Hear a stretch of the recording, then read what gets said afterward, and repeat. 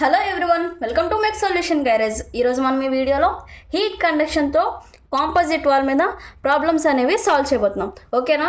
Problem చూస్తే చాలా పెద్దగా ఉంది, కానీ ఆన్సర్ మాత్రం చాలా ఈజీగా ఉంటుంది. ఓకేనా? సమ్ చూస్తే a reactors wall 320 mm thickness is made up of an inner layer of fire brick. ఒక వాల్ యొక్క థిక్నెస్లో ఒక లేయరు ఫైర్ బ్రిక్తో తయారు చేసి ఉన్నారు.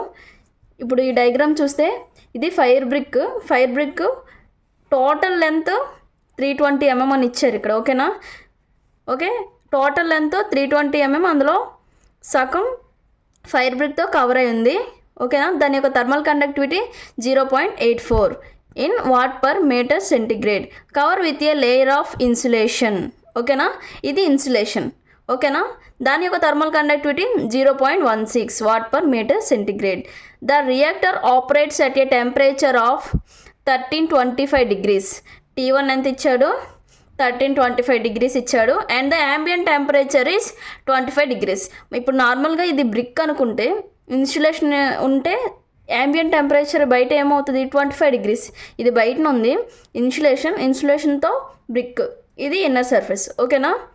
ఇది T3 అనేది ambient టెంపరేచర్ 25 degrees. మనకి సమ్లో ఏం సాల్వ్ చేయమని చెప్తున్నారంటే, determine the thickness of the fire brick and insulation which give minimum heat loss. ఇప్పుడు మనకు టోటల్ లెంత్ 320 అని ఇచ్చారు, కానీ బ్రిక్ యొక్క థిక్నెస్ ఎంత అనేది ఇవ్వలేదు. అండ్ ఈ థిక్నెస్ ఆఫ్ ద ఇన్సులేషన్ కూడా మనకి ఇవ్వలేదు. Thickness is nothing but length, ఏదైతే లెంత్ ఆర్ థిక్నెస్ ద్వారా హీట్ అనేది ట్రాన్స్ఫర్ అయిందని. ఓకేనా? ఎంత థిక్నెస్తో ఇన్సులేషన్ అనేది ప్రొవైడ్ చేశారనేది ఇవ్వలేదు, ఫైర్ బ్రిక్ థిక్నెస్ కూడా ఇవ్వలేదు, కానీ టోటల్ లెంత్ ఇచ్చారు. సో దీన్ని ఎల్ఏ అనుకున్నాను, దీన్ని ఎల్బి అనుకున్నాను.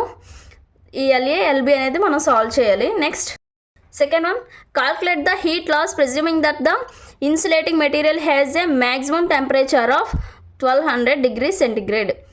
ఈ రెండిటి మధ్య టెంపరేచర్ అనేది T2 అనుకుంటే దాన్ని 1200 degrees సెంటిగ్రేడ్ ఉంది అని అనుకున్నాడు. So heat loss per unit area అనేది కనుక్కోమని చెప్పాడు సెకండ్ దాంట్లో.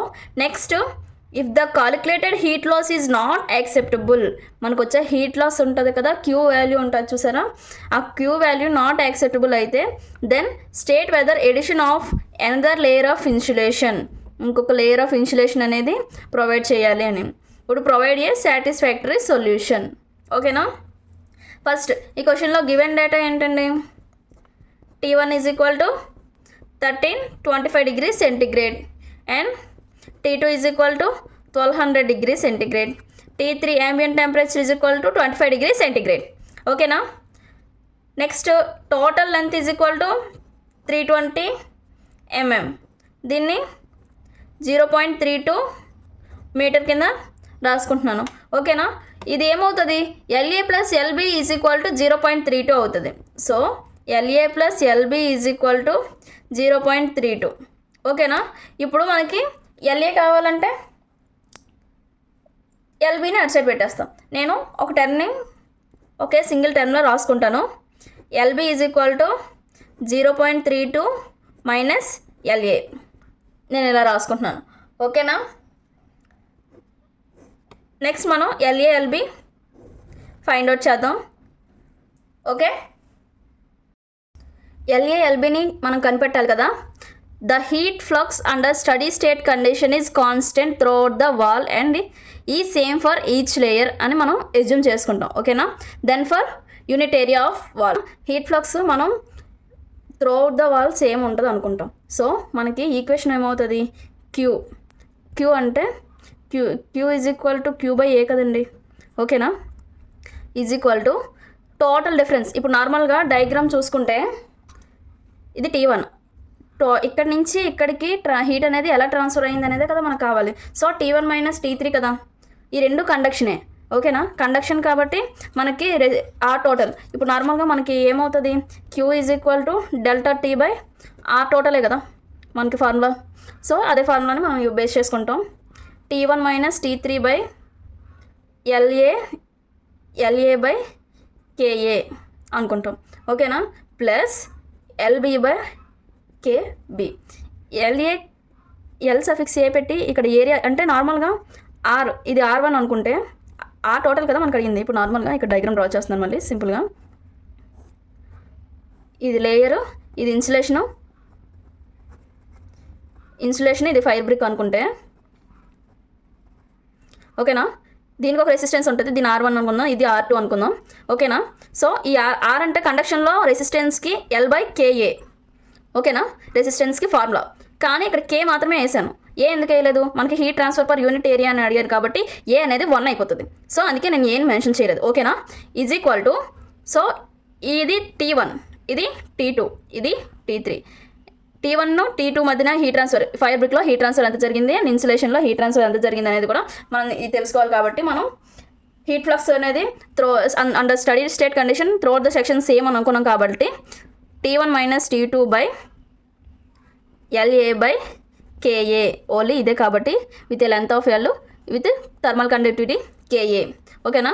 ఈజ్ ఈక్వల్ టు సేమ్ మళ్ళీ ఇది T2 - T3 LB/KB అనుకుంటున్నాను ఓకేనా. ఇప్పుడు నాకు హీట్ ట్రాన్స్ఫర్ని క్యాల్కులేట్ చేయడం కోసం నేను ఈ 2 టర్మ్స్ని నేను తీసుకుంటున్నాను. ఫస్ట్ 2 క్వాంటిటీస్ని ఈక్వేట్ చేసుకుంటున్నాను ఓకే. దీంట్లో నేను ఫార్ములా మనకు వచ్చిన వాల్యూస్ అనేవి సబ్స్టిట్యూట్ చేసుకుంటున్నాను. T1 మనకి ఎంత ఇచ్చారు 1325, T3 25, LA ఎంత మనకు తెలీదు, KA మనకు సమ్లో ఎంత ఇచ్చాడు 0.16 ఓకేనా, సారీ 0.84 ఓకేనా. ప్లస్ LB ఎంత మనకి తెలీదు, KB 0.16 ఇచ్చారు ఓకేనా. మళ్ళీ T1 ఎంత 1325, T2 1200 ఓకేనా. LA మనకి అన్నోన్ అండ్ KA 0.84 ఓకేనా. ఇప్పుడు 1325లో 25 తీస్తే 1300, ఇది 1/0.84 చేస్తున్నాను నేను. 1/8.04 చేస్తే క్యాషియోలో 1/0.84 1.190 వచ్చింది. 1.190 LA ప్లస్ ఈ 1/0.16ని కూడా చేస్తున్నాను 1/0.16 ఓకేనా. ఇది 6.25 LB వచ్చింది. సేమ్ 1325లో 1200 తీస్తే 125 అనుకుంటా. 1325 - 1200 125 ఓకే. నేను ఈ LAని ఇక్కడ ఉంచుకుంటున్నాను. ఈ 0.84 పైకి వెళ్తే ఇంటూ చేస్తుంది కాబట్టి దీంతో ఇంటూ చేస్తున్నాను ఓకేనా. ఇలా చేశాక నెక్స్ట్ ఈ వాల్యూ రెండింటిని మల్టిపుల్ చేస్తున్నాను. 1300 / 1.190 LA plus 6.25 LB is equal to ఈ రెండు క్యాషువల్ క్యాలిక్యులేట్ చేస్తే 105 వస్తుంది LA ఓకేనా. ఓకే నెక్స్ట్ LB ప్లేస్లో నేను నార్మల్గా ఫస్ట్ మనం క్యాలిక్యులేట్ చేసుకున్నాం కదా, LA plus LB is equal to 0.32, LB is equal to 0.32 minus LAని రాసుకున్నాం కదా.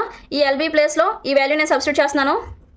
1300 / 1.190 LA plus 6.25 into 0.32 minus LA, ఈ వాల్యూ నేను సబ్స్టిట్యూట్ చేశాను 105 LA ఓకే. నెక్స్ట్ దీన్ని మల్టిపుల్ చేస్తున్నాను. 1300 / 1.190 LA ప్లస్ 6.25 ఇంటూ 0.32, 6.25 ఇంటూ 0.32 2 వచ్చింది. 2 మైనస్ 6.25 ఇంటూ LA 6.25 LA అవుతుంది ఓకేనా. ఈజ్ ఈక్వల్ టు 105 LA ఓకేనా. దీన్ని నేను నెక్స్ట్ ఇక్కడ చేస్తున్నాను. ఈ వాల్యూ ఉంది కదా 6.25 మైనస్ 6.25 LAలో నుంచి 1.190 LAని మైనస్ చేస్తున్నాను. సో అప్పుడు నా వాల్యూ -1.190 మైనస్ 6.25 చేస్తే నాకు 5.06 వచ్చింది. So 1300/2 minus 5.06 LA is equal to 105 LA వచ్చింది ఓకేనా. సో నెక్స్ట్ నేను క్రాస్ మల్టిపుల్ చేస్తున్నాను ఓకేనా. 1300 ఈ LAని ఇటు సైడ్ పంపిస్తున్నాను. 1300 LA అవుతుంది ఇప్పుడు is equal to 105 into 2 minus 5.06 LA ఓకేనా. ఈ 1300 LA ఇలా ఉంచాను. ఈ 105 into 2 105 into 2 210 minus 105 into 5.06 531.3 LA ఓకేనా. ఈ -531.LAని ఇటు సైడ్ తీసుకొస్తున్నాను. 1300 ఇటు సైడ్ -531 ఇటు సైడ్ తీసుకొస్తే +531 అయింది. సో ఈ రెండింటిని ప్లస్ చేస్తే 1831.3 LA వచ్చింది =210. ఓకేనా. నెక్స్ట్ 210/1831.3 చేస్తే మనకి LA వాల్యూ 0.1146 వచ్చింది. ఓకేనా, ఇన్ మీటర్స్. ఓకేనా, LA వాల్యూ వచ్చింది కాబట్టి మనం యూజ్ చేసుకునే ఈక్వేషన్ LB = 0.32 - LA ఉంది కదా, ఈ ఫార్ములాలో మనం సబ్స్టిట్యూట్ చేస్తే LA వాల్యూ వచ్చేస్తుంది. ఓకే, LA = మనకి ఎంత వచ్చింది? 0.1146 మీటర్ వచ్చింది. సో LB = 0.32 - LA కదా మనం అనుకునేది. So 0.32 - 0.1146 LB = 0.2054 metres. ఓకేనా, LA ఇది, LB = 0.2054 మీటర్స్. మీకు కావాలంటే ఈ రెండు క్వాంటిటీస్ని మనం ఎంఎంలో కూడా కన్వర్ట్ చేసుకోవచ్చు. ఓకేనా. So thickness of the insulation LB = 0.2054 metres and length of the brick thickness of the brick = 0.1146. మన థిక్నెస్ ఆఫ్ ద బ్రిక్ కన్నా మనకి ఇన్సులేషన్ థిక్నెస్ ఆఫ్ ద ఇన్సులేషనే మనకి ఎక్కువ ఉంది. ఈ క్వాంటిటీస్లో చూస్తే మనకి ఈజీగా అర్థమవుతుంది. ఓకేనా. నెక్స్ట్ మనకి సెకండ్ ఏం అడిగాడు? Heat loss per unit area అడిగారు కాబట్టి heat loss per unit area Q అడిగారు కాబట్టి సో Q = T1 - T2. ఓకేనా. థిక్నెస్ ఆఫ్ ద బ్రిక్కి L/KA. సో 1325 - 1200 LA ఎంత వచ్చింది? 0.1146 కదా, KA 0.84. ఓకే, ఈ వాల్యూని మనం కాల్కులేట్ చేస్తే మనకి క్యాషియోలో 916.23 వస్తుంది Wm². ఓకేనా. నెక్స్ట్ మనకి సమ్లో ఇందాక మనకి అడిగారు కదా సొల్యూషన్ సాటిస్ఫాక్టరీ అయితే ఒక కామెంట్ రాయమని. సో ఇప్పుడు కామెంట్ రాసుకుందాం. If another layer of insulating material is added, the heat loss from wall will reduce. If another layer of insulating material is added, the heat loss from wall is reduced. Heat loss అనేది తగ్గుతుంది. ఓకేనా. Consequently, the temperature drop across the fabric lining will drop and the interface temperature అంటే T2 will rise. ఓకేనా. as interface temperature increase as T2 is already fixed. ఎందుకంటే మనకి sum second దాంట్లో ఇచ్చేటప్పుడు 1200 వాడు ఫిక్స్డ్గా ఇచ్చాడు. ఓకేనా. మనకి ఇన్సులేషన్ పెరుగుతూ ఉంటే మనకి T2 వాల్యూ మారిపోతుంది, కానీ T2 వాల్యూ ఫిక్స్గా ఉండడం వల్ల సో ఆల్వేస్ కాదు, ఆల్రెడీ ఫిక్స్డ్. ఓకేనా. So therefore A satisfactory solution will not be available by adding another layer of insulation. ఓకేనా. మనం ఇంకో లేయరు మనం యాడ్ చేస్తే మనకి హీట్ డ్రాప్ అనేది తగ్గుతూ ఉంటుంది. ఓకేనా, హీట్ లాస్ తగ్గుతూ ఉంటుంది. కానీ మనం టెంపరేచర్ డ్రాప్ ఫైర్ బ్రిక్ యొక్క టెంపరేచర్ డ్రాప్ T2 ఉంది కదా, అది ఫిక్స్ చేసుకోవడం వల్ల మనకి ఇంకొక అనదర్ లేయర్ ఆఫ్ ఇన్సులేషన్ మనం యాడ్ చేయలేం. So satisfactory solution will not be available. ఓకేనా, ఇది మనం కామెంట్ రాసుకుంటాం. ఓకేనా, ఈ వీడియో మీకు నచ్చినట్టయితే లైక్ చేయండి, షేర్ చేయండి, సబ్స్క్రైబ్ చేయండి. Thank you from mech.solutions.garage.